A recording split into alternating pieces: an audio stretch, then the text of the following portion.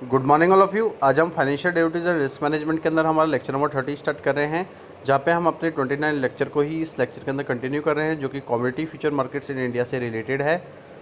हमने जैसे कि बात किया था लास्ट लेक्चर के अंदर कि जो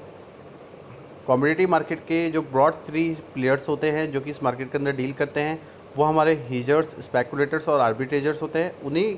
को हम इस टॉपिक के अंदर यहाँ पे पढ़ रहे हैं। अगर हम हेजर्स की बात करें तो हेजर्स कौन है? वो कोई इंडिविजुअल है, कोई फर्म है जो कि रिस्क को अंडरटेक कर रही है। अगर हम हेजर्स की बात करें तो हेजर्स जो हैं वो एक्चुअली क्या करते हैं कि वो अपने कमोडिटी के अंदर एक अंडरलाइंग पोजीशन को लेते हैं, और हेजर्स किसी भी तरीके की कमोडिटी मार्केट के अंदर अपने प्रॉफिट को नहीं लेती है, बल्कि वो चाहती है कि वो हमेशा रिस्क से प्रोटेक्ट रहे। लेकिन अगर हमने अपने अबव एग्जांपल में देखा, जो कि हमने कॉटन फार्मर और स्पिनिंग मिल के बीच में देखा था, तो वहाँ पे जो दोनों पार्टीज़ हैं वो एक हेजर हैं, क्योंकि वो रिस्क को अंडरटेक किए हुए हैं और वो ये चाह रही हैं कि हम उस प्राइस रिस्क से बचें, उससे प्रोटेक्ट हैं, जो कि एक फ्यूचर डेट में उनको होगी। और हेजर्स की अगर हम बात करें तो हेजर्स सबसे ज़्यादा जो इंटरेस्टेड होते हैं वो अपनी रिस्क को मेजर करने के लिए होते हैं, क्योंकि वो अपने फ्यूचर कैश फ्लो के लिए उसके लिए एक बेटर प्लानिंग कर सकें। उसके बाद अगर हम नेक्स्ट प्लेयर की बात करें यहाँ पे, तो वो हैं हमारे स्पेकुलेटर्स। स्पेकुलेटर्स की बात करें तो स्पेकुलेटर वो पर्सन है जो कि डिफरेंट तरीके के इन्वेस्टमेंट्स को कर रहा है एक प्रॉफिट को लेने के लिए। तो जिस तरीके से हेजर्स होते हैं उसी तरीके से जो स्पेकुलेटर्स होते हैं वो भी किसी तरीके के अंडरलाइंग पोजीशन में नहीं होते किसी भी कमोडिटी के अंदर। तो स्पेकुलेटर्स की जब हम बात करते हैं किसी भी कमोडिटी मार्केट के अंदर, तो वो हमेशा प्रॉफिट को बनाते हैं अपने प्राइस मूवमेंट के बेसिस पे, और वो ऑपरेट करते हैं एक लॉन्ग साइड पोजीशन के अंदर और शॉर्ट साइड पोजीशन के अंदर। और स्पेकुलेटर्स की अगर हम बात करें तो वो हमेशा फ्यूचर्स के अंदर एक्टिव रहते हैं, और अगर हम ऑप्शंस के अंदर देखें तो उनका पूरा फोकस होता है वो हमेशा प्रॉफिट को लेके होता है, जो कि वो अपने प्राइस मूवमेंट के बेसिस पे फ्यूचर के अंदर देखते रहते हैं। उसके बाद अगर हम देखें तो नेक्स्ट जो प्लेयर है हमारा, वो है हमारे आर्बिट्रेजर्स। आर्बिट्रेजर्स की जब हम बात करते हैं तो ये हमारे यूनिक प्लेयर्स हैं किसी भी कमोडिटी मार्केट के अंदर, क्योंकि वो कैपिटलाइज करते हैं अपने स्प्रेड को, जो कि एक स्पॉट प्राइस और फ्यूचर प्राइस के बीच में होता है। जब वो बाई करते हैं अपने स्पॉट मार्केट के अंदर और सेल करते हैं उसको फ्यूचर मार्केट के अंदर, तो जो इस आर्बिट्रेजर्स हैं वो हमेशा उस प्राइस को लॉक कर देते हैं, जो कि डिफ्रेंशिएट हो रही है। और आर्बिट्रेज हमेशा एक्ट करता है एक फिक्स्ड इनकम इंस्ट्रूमेंट को दोनों के लिए। तो जो बोथ आर्बिट्रेजर्स हैं और स्पेकुलेटर्स हैं वो एक इम्पॉर्टेंट रोल प्ले करते हैं किसी भी कमोडिटी मार्केट के अंदर, जो कि उस मार्केट को लिक्विडिटी प्रोवाइड कराता है। इसके बाद हम देखें तो जो नेक्स्ट टॉपिक है हमारा वो है डिस्पेयरिंग कमोडिटी ऑप्शन कॉन्ट्रैक्ट। जिस तरीके से हमने समझा था कि जो आइडिया है हमारे कमोडिटी ऑप्शन का, तो हम एक बार दोबारा से उसी एग्जांपल को ले रहे हैं, जो कि एक फार्मर और स्पिनिंग मिल का है। तो अगर फार्मर स्टेट कर रहा है कि वो अपने कॉटन को फ्यूचर्स के अंदर सेल करेगा, तो वो को बाई करेगा एक पुट ऑप्शन के अंदर, जो कि किसी कॉटन की प्राइस पे होगा, जो कि वो उसके लिए हेज कर रहा है। अगर प्राइस जो है वो हमारी कम हो जाएंगी किसी भी स्टैक प्राइस से, तो वो हमेशा लॉस लेगा उस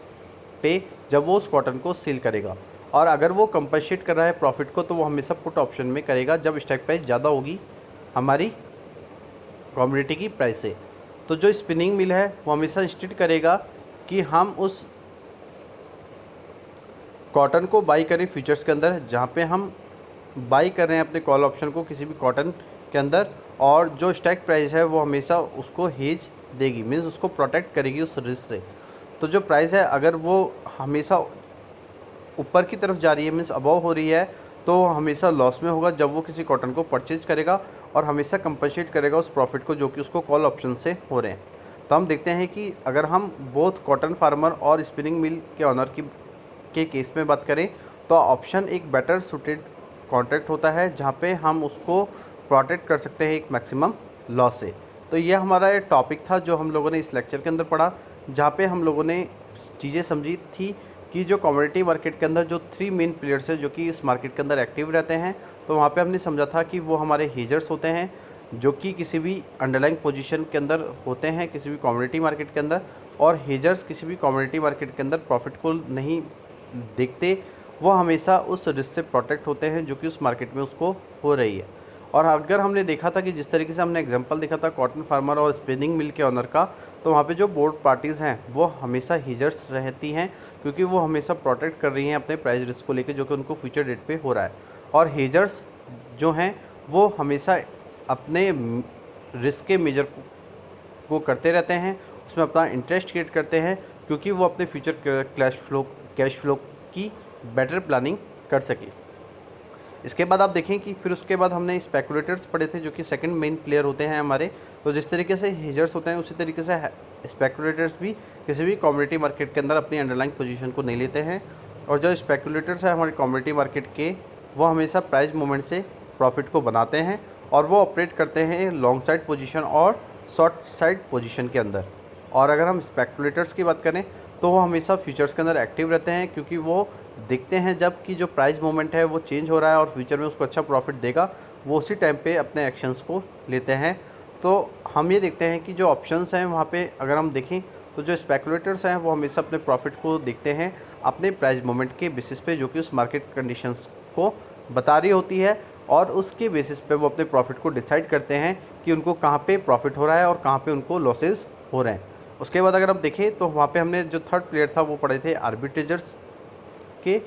तो आर्बिट्रेजर्स जो होते हैं वो एक यूनिक प्लेयर होते हैं किसी भी कमोडिटी मार्केट के अंदर, और वो कैपिटलाइज करते हैं और स्प्रेड करते हैं कि जो स्पॉट प्राइस और फ्यूचर प्राइस है वो क्या हैं। और जो हमारे स्पॉट मार्केट में जब हम चीज़ों को बाई करते हैं या सेल करते हैं किसी भी फ्यूचर मार्केट के अंदर, तो आर्बिट्रेजर हमेशा अपनी प्राइस को लॉक कर लेते हैं, जो कि डिफ्रेंशिएट हो रही है। और आर्बिट्रेज हमेशा एक्ट करता है एक फिक्स्ड इनकम इंस्ट्रूमेंट को, जो कि उनके लिए किए जा रहे हैं।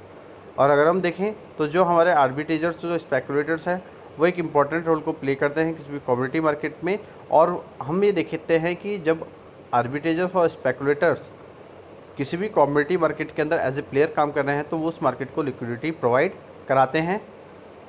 इसके बाद हमने लास्ट जो टॉपिक यहाँ पे ये पढ़ा था वो ये समझा था कि कमोडिटी ऑप्शन कॉन्ट्रैक्ट के अंदर किस तरीके से हम चीज़ों को देख सकते हैं कि कहाँ पे हमें प्रॉफिट हो रहा है, कहाँ पे लॉसेज हो रहे हैं, कहाँ पे हम रिस्क से बच रहे हैं, रिस्क से हम को मिनिमाइज़ कर रहे हैं। तो जब हमने समझा था कि जो हमारा आइडिया है कमोडिटी ऑप्शंस को लेके, तो एक बार हम दोबारा से उस एग्जांपल को लिया था जहाँ पे हम अपने फार्मर को ले रहे थे, स्पिनिंग मिल के ऑनर्स को ले रहे थे। तो जो फार्मर है वो हमेशा स्टेट करेगा उस कॉटन को सेल करने में फ्यूचर में, जब वो एक पुट ऑप्शंस को ख़रीदेगा, और जो कॉटन है उस प्राइस की वो हमेशा उसको हेज देगी, मीन्स उसको प्रोटेक्ट करेगी। अगर जो प्राइस है वो स्टॉक प्राइस से कम है तो वो हमेशा लॉस लेगा जब उस कॉटन को सेल करेगा और अपने प्रॉफिट को कंपनसेट करेगा पुट ऑप्शंस में। और अगर हम देखें तो जो स्पिनिंग मिल का ऑनर है वो हमेशा इंस्टेट करेगा कि फ्यूचर्स में वो कॉटन को बाई करे, अपने कॉल ऑप्शन को बाई करते टाइम कॉटन की जो कि एक स्टॉक प्राइस पे हो रहा है, और वो भी उस टाइम पे क्या करेगा, हेज करेगा, उस रिस्क को प्रोटेक्ट करेगा। अगर प्राइजेस बढ़ रही हैं, इंक्रीज़ हो रही हैं, तो वो हमेशा लॉस खाएगा, क्योंकि वो उस टाइम पे उस कॉटन को परचेज़ कर रहा होगा और वो अपने किसी भी प्रॉफिट को कंपनसेट नहीं कर पाएगा किसी भी कॉल ऑप्शन के अंदर, कॉल ऑप्शंस के अंदर वो अपने प्रॉफिट को कंपनसेट कर पाएगा। लेकिन अगर हम अपने कॉटन फार्मर और स्पिनिंग मिल के ऑनर को देखें इस केस के अंदर, तो ऑप्शंस का हम बेटर यूटिलाइजेशन करते हैं, बेटर सूट होता है जब हम अपने किसी भी तरीके के प्रोटेक्शन को ले रहे हों जो कि एक मैक्सिमम लॉस में किए जा रहे हों। तो आज का जो हमारा लेक्चर वो यहाँ पे कंप्लीट होता है। आज के लिए इतना ही। Thank you so much and have a nice day.